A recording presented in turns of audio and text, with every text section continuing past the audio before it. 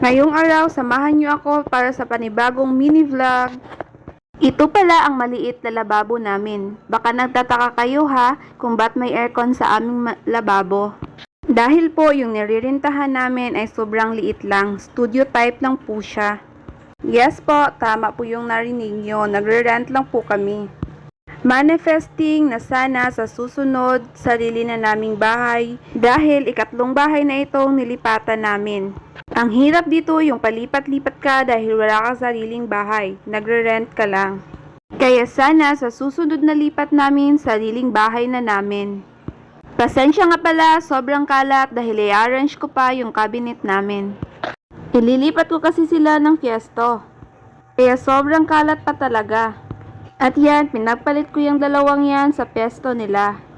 Mabuti na lang wala yung asawa ko dito dahil hindi ako makapaglipat kung dito siya dahil kasi may trabaho po siya. At sa wakas, natapos na, malinis na ulit. At paglabas ko ng bahay, kinuha ko yung susi ng motor ko.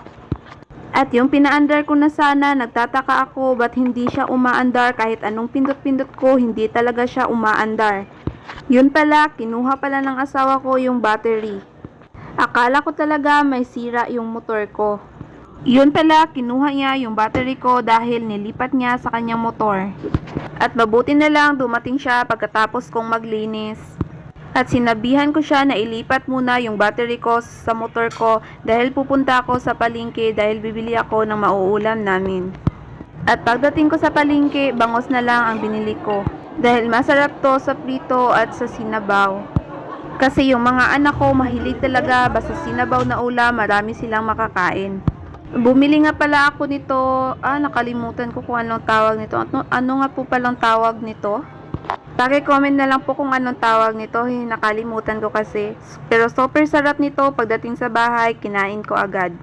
Super sarap dahil maraming nilagay na cheese. Yun pa naman yung favorite ko, yung cheese. Mabuti na lang may nagtinda dun sa palengke, nakita ko at bumili ako agad. Dahil makikita ko lang to pag may fiesta dito sa amin, makikita ko lang to ng tinitinda nila. Nabili ko lang po siya ng 3 piraso, 50. Murang-mura na po siya at nakakabusog na.